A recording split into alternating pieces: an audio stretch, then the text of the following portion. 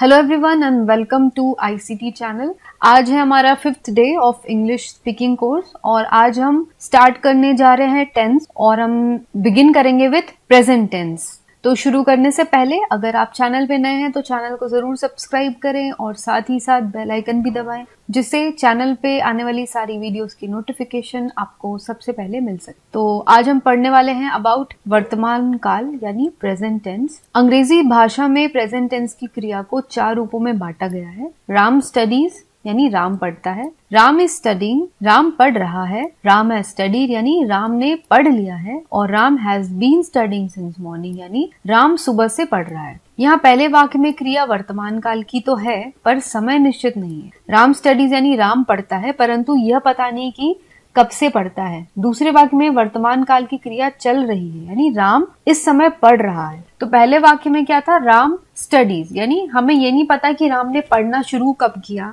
और वो अभी पढ़ रहा है या नहीं पढ़ रहा है या उसकी पढ़ाई खत्म हो गई है। ये सिर्फ एक केवल जनरल सेंटेंस है कि राम पढ़ता है। दूसरे में है राम इज स्टडीइंग यानी राम पढ़ रहा है यानी जिस समय ये वाक्य बोला जा रहा है उस टाइम राम पढ़ रहा है यानी जो क्रिया है वो अभी भी चल रही है, वो खत्म नहीं हुई है। फिर तीसरे में है राम हैज स्टडीड यानी राम पढ़ चुका है यानी अब राम पढ़ चुका है। तो राम ने पढ़ लिया अर्थात क्रिया पूरी हो चुकी है पर उसे अधिक समय नहीं बीता यानी जिस समय बात हो रही है राम के पढ़ने की उस टाइम राम पढ़ चुका है यानी राम को पढ़े हुए अभी ज्यादा समय नहीं बीता है। तीसरा है Ram has been studying since morning यानी राम जो है वो सुबह से पढ़ रहा है यानी कि अभी तक वो पढ़ रहा है। जरूरी नहीं है कि उसकी पढ़ाई पूरी हो गई है, वो अभी तक पढ़ रहा है और वो मॉर्निंग से पढ़ रहा है यानी ये यहाँ पे एक समय फिक्स है कि वो कब से पढ़ रहा है यानी उसने सुबह में पढ़ना शुरू किया था और अभी तक वो पढ़ रहा है। तो इस तरीके से 4 वाक्य हैं, ये 4 टेंस के रूप दर्शाते हैं। जो प्रेजेंट टेंस के 4 फॉर्म्स हैं, 4 टाइप्स हैं, ये वाक्य उन्हें दर्शाते हैं। तो पहला जो हमने पढ़ा था राम स्टडीज जो जनरल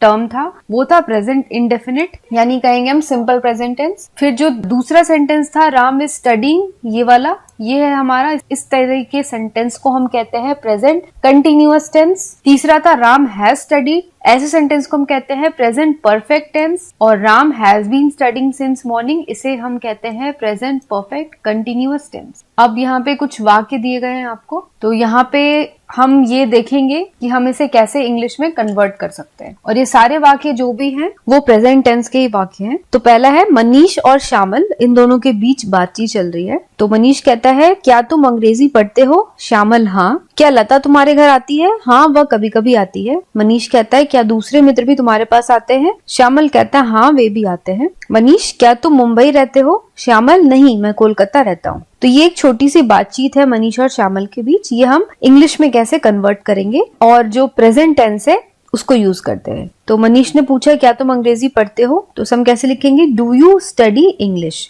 पढ़ते हो के लिए स्टडी, हाँ यानी यस आई डू। क्या लता तुम्हारे घर आती है? Does Lata come to your house? हाँ वह कभी कभी आती है। Yes she comes sometimes. तो यहाँ पे कभी कभी के लिए हमने यूज किया समटाइम्स और वो कभी कभी आती है यानी कम्स, शी कम्स समटाइम्स। क्या दूसरे मित्र भी तुम्हारे पास आते हैं? Do other friends also come to you? हाँ वे भी आते हैं। Yes they do. क्या तुम मुंबई में रहते हो? Do you stay in Mumbai? नहीं मैं कोलकाता में रहता हूँ। No I stay in Kolkata. अब यहाँ पे अगला कुछ सेंटेंसेस हमें दिए हैं, वो इज आर या एम का यूज करते हुए दिया है। तो यहाँ पे बाला और मधु के बीच में बातचीत चल रही है। तो बाला कहती क्या यही पुस्तक तुम्हें चाहिए थी? तो यहाँ पे ध्यान रहे इज आर और एम से सेंटेंस स्टार्ट करना है और इन तीनों का ही यूज किया हुआ है। Is this the book you are looking for? हाँ यही पुस्तक मुझे चाहिए थी। Yes this is it. क्या रीटा फिल्म देख रही है? Is Rita watching a movie? तो यहाँ पे आप ध्यान रखो जब भी कुछ ऐसी चीज के बारे में बात होती जैसे पुस्तक, रीटा फिल्म देख रही है, तुम बाजार नहीं जा रही हो, तो यहाँ पे हम अगर किसी वस्तु के बारे में पूछते हैं यानी यहाँ पे हमने बुक के बारे में पूछा तो हमने शुरू किया इज से यानी is this book you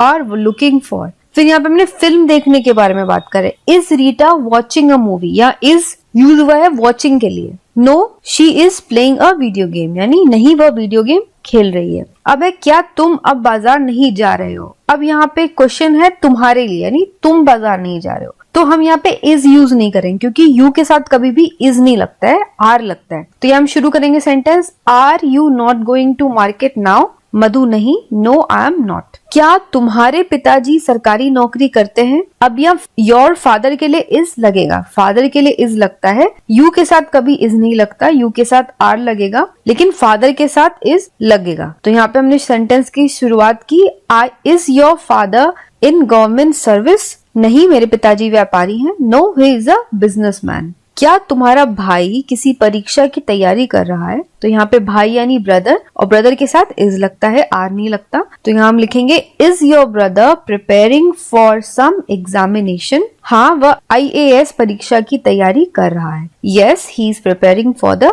IAS examination. अब अगले सेंटेंसेस हम पढ़ेंगे हैज हैव को यूज करते हुए। मोहन कहता है, क्या तुमने राधा को कोई पत्र लिखा है? Have you written any letter to Radha? अब यहाँ यू के साथ हैव लगता है, यू के साथ हैज नहीं लगता है। हैज जो है वो लगेगा ही, शी, इट या फिर किसी के नाम के साथ। यू के साथ हमेशा हैव लगेगा। तो यहाँ पे क्या तुमने यानी यू, तुम यानी यू, तो यू के साथ हमेशा हैव लगता है, अभी मैंने बताया। तो सेंटेंस हम स्टार्ट करेंगे हैव से। Have you written any letter to Radha? हाँ यानी यस आई हैव। क्या उसने तुम्हारे पत्र का उत्तर दिया? उसने यानी उसके लिए हम ही भी यूज कर सकते हैं, शी भी यूज कर सकते हैं। तो has she replied to your letter? नहीं यानी no she hasn't. Next Mohan पूछता है, क्या तुमने खाना खा लिया? अब यहाँ पे यू है, तुमने यानी यू, तो हैव लगेगा शुरू में। Have you taken your meals? नहीं, मैंने सुबह का नाश्ता काफी भारी किया था, यानी no I had a heavy breakfast in the morning. क्या तुम उसके घर गए थे? तो ये स्टार्ट होगा did you go to his place? नहीं, अभी मुझको जाना है। No I have yet to go. तो यहाँ पे मैं आपको ये बताते हुए चलूं, जो हमने ये वाला पार्ट पढ़ा था, ये ए वाला पार्ट आप कह सकते हो, ये जो सेंटेंसेस हमने यहाँ पे डिस्कस किए, जो हमने पढ़े, ये थे फर्स्ट टाइप के, यानी जो हमने पढ़ा था Ram studies simple present tense, ये उसके लिए थे। सेकेंड जो बी वाला पार्ट हमने अभी डिस्कस किया, वो है ये सारे जो सेंटेंसेस है ये हमने देखे प्रेजेंट कंटिन्यूअस टेंस के, यानी राम इज स्टडीइंग वाला जो सेंटेंस हमने देखा था ये वो वाले फॉर्म है। नेक्स्ट जो हमने अभी हैज हैव देखा, ये हमारा प्रेजेंट परफेक्ट टेंस का एग्जाम्पल, यानी राम हैज स्टडीड। और अब डी वाला जो हम स्टार्ट कर रहे हैं ये हैज बीन या हैव बीन के साथ, तो ये जो है सेंटेंसेस है हमारे प्रेजेंट परफेक्ट कंटिन्यूअस टेंस के, यानी Ram has been studying since morning. ये जो सेंटेंस के बारे में हमने पढ़ा था शुरू में, ये वैसे सेंटेंसेस के एग्जाम्पल्स आपको दिए हैं। तुम सुबह से क्या कर रहे हो? What have you been doing since morning? तो अगर कोई आपसे पूछता है तुम सुबह से क्या कर रहे हो, तो आप कैसे बोलोगे? ये किताब पढ़ रहा हूँ, यानी I have been reading the book, यानी कि मैं सुबह से ये किताब पढ़ रहा हूँ। क्या कल से यहाँ भी बरसात हो रही है? Has it been raining here also since yesterday? यानी येस्टरडे यानी कल, कल से बरसात हो रही है। Yes it has been but not continuously, यानी हाँ बरसात हो रही है लेकिन रुक रुक करके हो रही है। तो बरसात कल से हो रही है लेकिन अब तक खत्म नहीं हुई है, जो बरसात है वो अभी तक हो रही है और ये पता नहीं कि बरसात कब तक होती रहेगी। तो यहाँ पे ये हो गया प्रेजेंट परफेक्ट कंटिन्यूअस टेंस, यानी काम कुछ टाइम पहले ही शुरू हो गया था। जब हम काम के बारे में बात कर रहे हैं उस टाइम भी वो काम हो रहा है और आगे भी वो काम होता रहेगा, हमें पता नहीं कि वह काम कब तक होता रहेगा। तो ये जो एग्जाम्पल होता है वो होता है प्रेजेंट परफेक्ट कंटिन्यूअस टेंस का। फिर है क्या पानी काफी देर से उबल रहा है? Has the water been boiling for long? नहीं, अभी थोड़ी देर से ही उबल रहा है। No it has been boiling only for a little time. हम इस घर में 10 वर्षों से रह रहे हैं। We have been living in this house for 10 years, यानी हम 10 साल से रह रहे हैं, यानी 10 साल हो गए हमें रहते हुए, हम अभी भी रह रहे हैं, यानी हम जब बातें कर रहे हैं रहने की उस टाइम भी हम रह रहे हैं इस घर में और हम आगे भी रहते रहेंगे।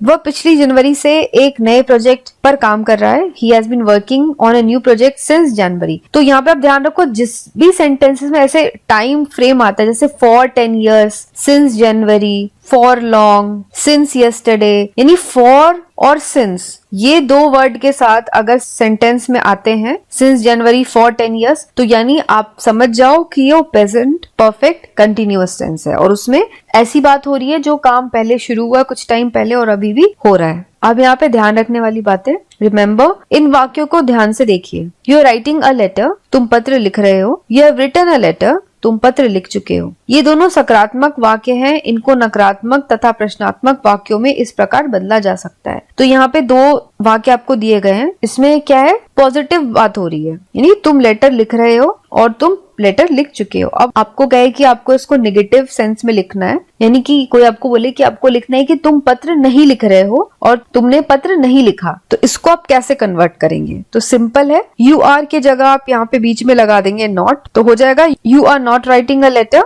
फिर you have written a letter को आप कैसे लिखेंगे? You have not written a letter, तो यहाँ पे यू हैव के बाद आप सिर्फ नॉट लगा देंगे, तो ये हो जाएगा आपका नेगेटिव सेंटेंस। फिर आपको इसको क्वेश्चन यानी इंटरोगेटिव सेंटेंस बनाना है, प्रश्नात्मक वाक्य बनाना है, तो आप कैसे लिखोगे? You are writing a letter की जगह आप आर को पहले ले आओगे, यू को बाद में, तो are you writing a letter. यहाँ पे यू आर जब आपने लिखा you are writing a letter, तो ये सिंपल सेंटेंस था। जब आपने उसको उल्टा कर दिया, यानी आपने आर पहले आप ले आए और यू बाद में, यानी are you writing a letter, तो ये क्वेश्चन बन गया। फिर you have written a letter को कैसे लिखोगे आप? Have you written a letter, have पहले आ जाएगा, यू बाद में आ जाएगा, have you written a letter. आपने देखा कि सकारात्मक वाक्यों को नकारात्मक वाक्य बनाने के लिए सहायक क्रिया आर हैव के बाद नॉट जोड़ना पड़ता है। इसी तरह प्रश्नात्मक वाक्यों में सहायक क्रियाएं आर हैव वाक्य के शुरू में आ गई हैं। इससे हमने सीखा कि प्रेजेंट कंटिन्यूअस टेंस तथा प्रेजेंट परफेक्ट टेंस में सकारात्मक से नकारात्मक तथा प्रश्नात्मक वाक्य आसानी से बनाए जा सकते हैं। प्रेजेंट इंडेफिनिट टेंस के उदाहरण लीजिए,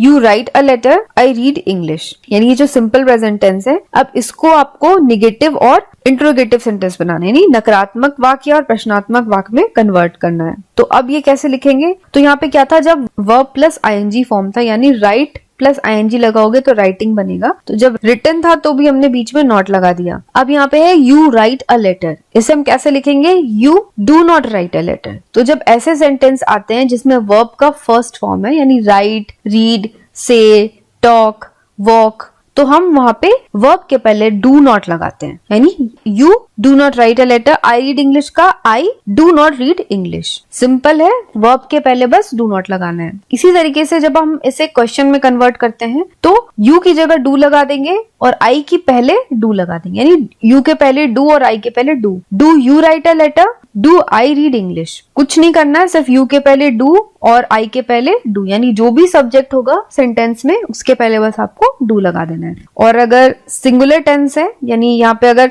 शी राइट्स अ लेटर होता तो आगे डज लग जाता है, यानी does she write a letter. तो इस टेंस में डू या डज जोड़ा जाता है, तभी नकारात्मक या प्रश्नात्मक वाक्य बनता है। डू का प्रयोग बहुवचनकर्ता के साथ और डज का प्रयोग एक वचनकर्ता के साथ होता है, तथा यू दोनों के साथ डू का ही प्रयोग होता है, डज का कभी नहीं। तो जब यू जब भी होता है तो यू के साथ कभी भी डज नहीं लगता है, यू के साथ हमेशा लगता है डू। और अगर कोई सिंगुलर टेंस हो तो उसके साथ लगता है हमेशा डज। तो आज का सेशन ये यहाँ का यहीं पे समाप्त होता है। आई होप कि आपको आज की वीडियो पसंद आई हो, और आपको ये वीडियो कैसी लगी आप मुझे जरूर बताएं, और इस वीडियो को भी आप अपने सारे फ्रेंड्स के साथ इस वीडियो को अपने सारे फ्रेंड्स के साथ भी जरूर शेयर करें। तो आज के लिए बस इतना ही, मैं मिलूंगी आपको अगली वीडियो के साथ। तब तक के लिए take care, stay safe and have a nice day.